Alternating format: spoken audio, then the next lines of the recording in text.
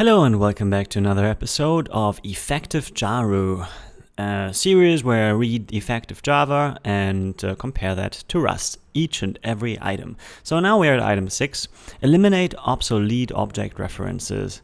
Basically it's memory leaker stuff, and I'm not sure what I should do here in Rust, because in Rust this doesn't apply. It would only apply if you would use RCs or arc a lot and then, keep references around somewhere and don't clean them up. This is exactly what happens here in a quite a interesting example, I might say, or let's say constructed example. I don't think anyone in Java would ever write something like that. I mean, you know what I mean. It's really tries to simulate some sort of stack, which certainly you have prepared in some standard library anyway. So clear in a language like Java, where every object-ish thing is reference counted, you better make sure that you don't keep this stuff alive without any limit. This can happen easily, of course, also in caches, right? So this is probably something you want to watch, but that's also quite, it's well known. It's nothing new in a way. If you have caches, then even in Rust you would have to be sure that this cache stays consistent with the actual data. This is a general problem of caches, right? They kind of speed up access at the cost of memory, or speed up things at the cost of memory. And you better be sure that this thing doesn't grow too much and or stays representative to the data that it should reflect, basically, in order to provide a certain speed up. So what else? Third common source of memory leaks is listeners and other callbacks. True. Closures. This is you can easily create a closure in Rust, but most of the time you move stuff there. And if you don't move stuff there, then it's clear that the closure or that the things you use in there are alive for as long as the closure is alive. And I think this makes sure that you wouldn't have this kind of trouble. Usually, of course, you can still kind of keep arcs or RC based resources in some sort of callback or in some sort of closure. And then you might run into this problem if you don't deserial or if you don't deregister these closures, in case there's some sort of system for this. Excuse me. That was kind of unexpected. I've not seen that coming. Anyway, so it's something to watch out for, but I think it's not as prevalent in Rust just yet. But of course, you could have this kind of issue in Rust, but it's not happening by default as it would happen in Java, where these object references are kind of implicit. You don't care about this, it just happens, whereas in Rust it's always explicit, which might help you to prevent that from happening. So yeah, I kind of have the tendency to, even though there's nothing to say here or to do here in Rust, because maybe there's not even code that is worth porting, that at least I create an item where I say what I just said real quick. Item 06 source lib, where we say, well,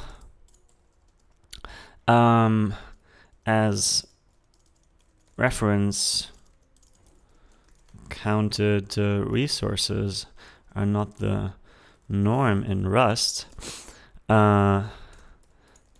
it's less likely to keep them alive for too long, and thus prevent freeing them.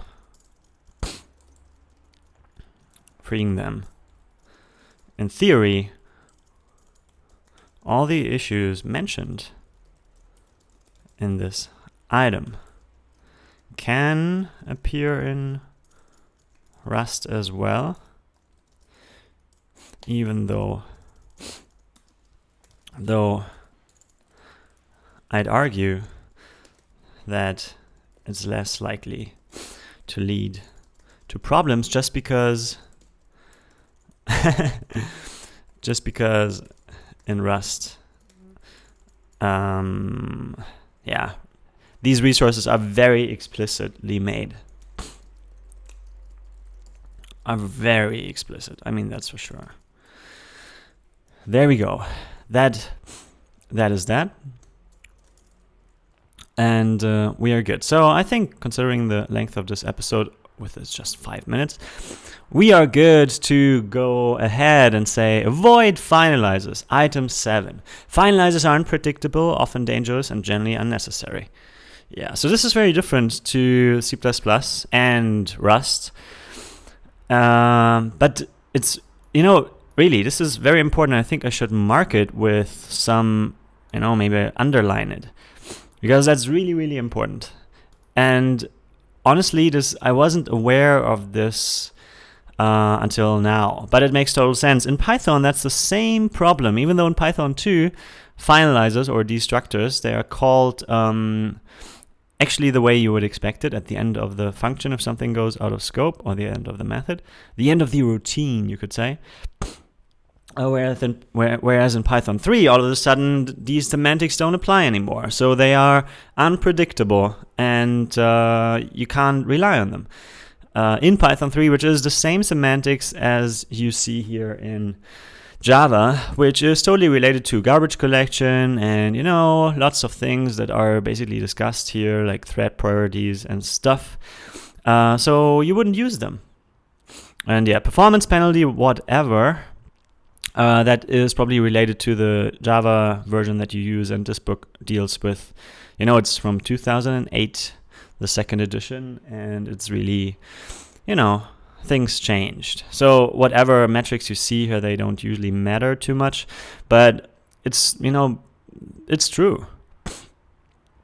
And yeah, it basically tells you how to do it. Use try finally blocks, call resource freeing functions explicitly, or methods explicitly, in order to be sure stuff is cleaned up properly. So try finally is your friend. Just the same applies to Python, for instance, but you have to manage this manually, which can be difficult. You can mess this up. And this is something that is, of course, different in Rust, because in Rust you have the guarantee that whenever something is dropped, your destructor runs right away. It usually doesn't run actually right away, but it's guaranteed to run in a deterministic fashion and at the end or before the end of the function or the routine that you are in. I think this is the semantics that the way I understood it.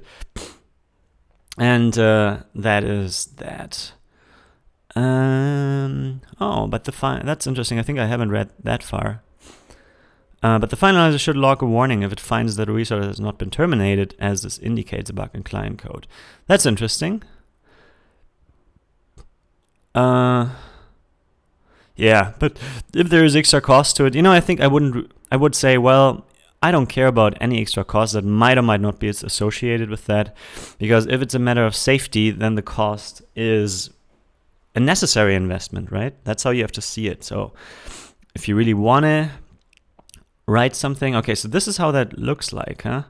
Override protected void finalized throws throwable, and then you check on the state here and do something. Let's see if we have some interesting code in this item. Oh, look, we are in chapter 3 now. That's something I also didn't notice. Cool. There we go. Item 8.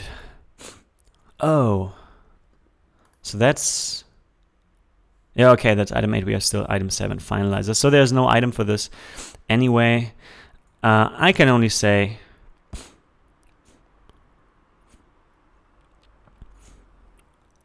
that, okay, we'll read this in private. Probably there's some sort of problem with that as well, if you would kind of spoil the book here on video.